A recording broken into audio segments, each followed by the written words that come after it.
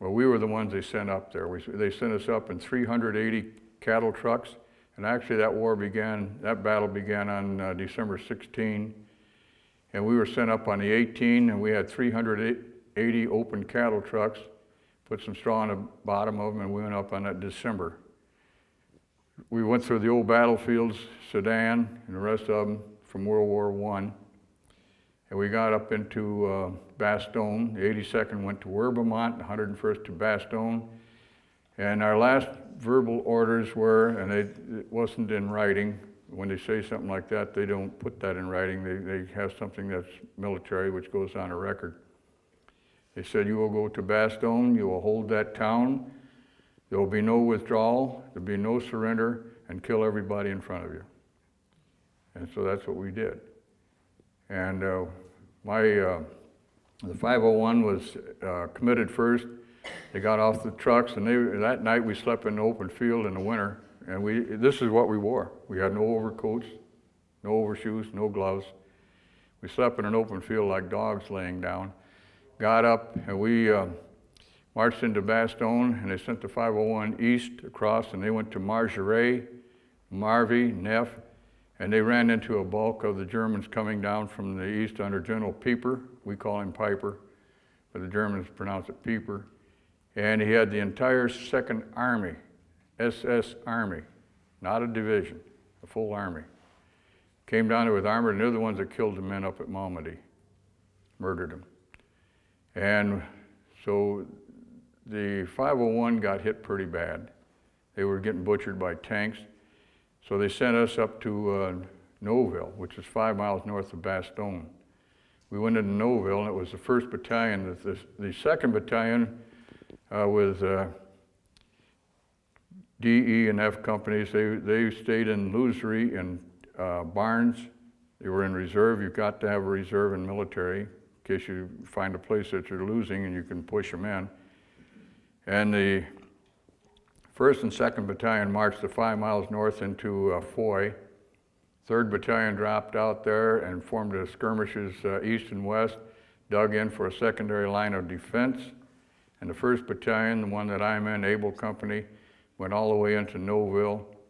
And they said, attack. So 1:30 in the afternoon, we attacked up the hill. I got halfway up the hill and I looked, and I counted 32 German tanks coming down with infantry.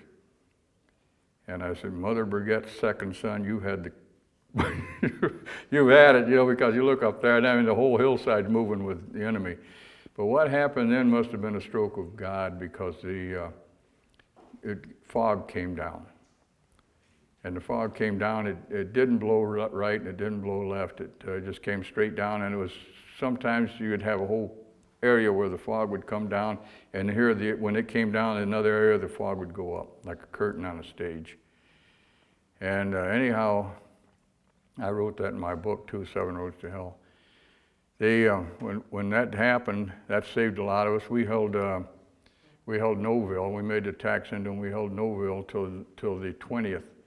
And then command ordered us back because they knew that we were going to die. In 4 hours, my company went from 160 men. We had replacements more than we had enough. So we had, instead of regular 130, we had 160. And we went in the attack. 4 hours later, we had 58 men left. It's tough to go against tanks with bayonets. But we pulled back, and then come to find out, the Germans had circled Foy, and we had to fight our way out of them. We were shooting men from 3 feet away, and some of the men in the fog would hold their rifle like this and walk through the fog, and when they touched somebody, they pulled the trigger, because the only ones in front of us were the Germans. But we shot our way out of there and took the whole convoy with us, Major Desabray's men, 3 tanks, but he had left of 15 tanks. And 2 of those were being driven by paratroopers, never drove a tank before. We went back to Losery, and the next day I was on a machine gun on a railroad track.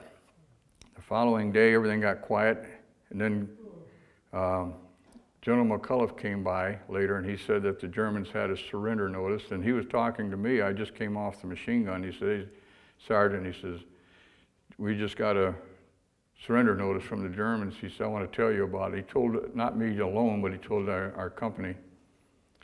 and what was left of it, 58 of us. And he said they demanded a surrender, and if we didn't surrender within 2 hours, they would take no prisoners, they would kill every man. And then I said, what did you say, sir? And he said, I told him nuts. Well, a couple of our guys told him what he should have said, which you can't say in church. And so anyway, he laughed about it and he took off.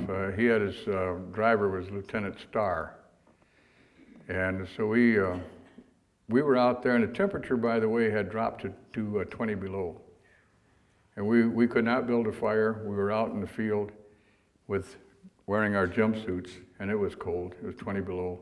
A lot of our men had frostbite, which developed a gangrene. They had their feet amputated.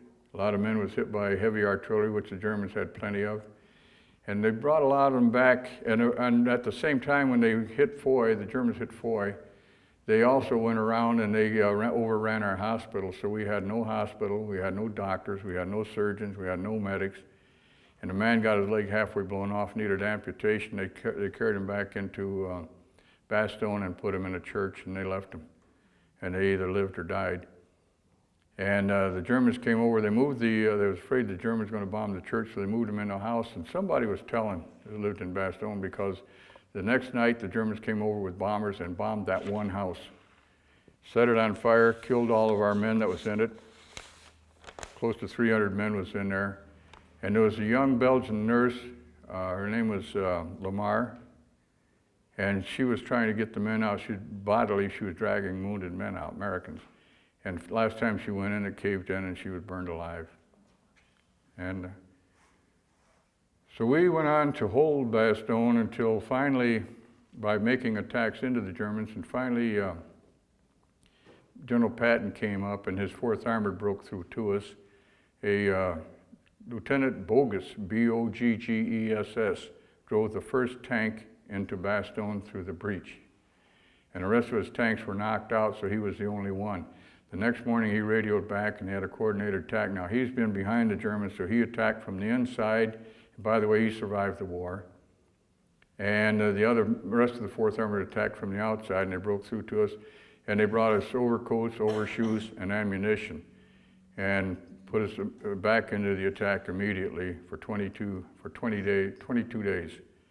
So we were there for 8 days until the 4th Armored broke through to us, and then we spent another 22 days in the attack.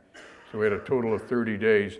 And in that 30 days, the Battle of the Bulge sustained, it was the largest battle ever fought in human history.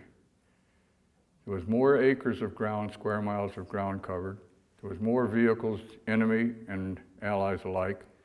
There was more German soldiers, there was more Allied soldiers, more ammunition expended in that one battle, the Battle of the Bulge, than any battle that has ever been in the world, period. In 30 days even, not 31, not 29, 30 days even, we lost over 84,000 casualties. And you don't hear about that.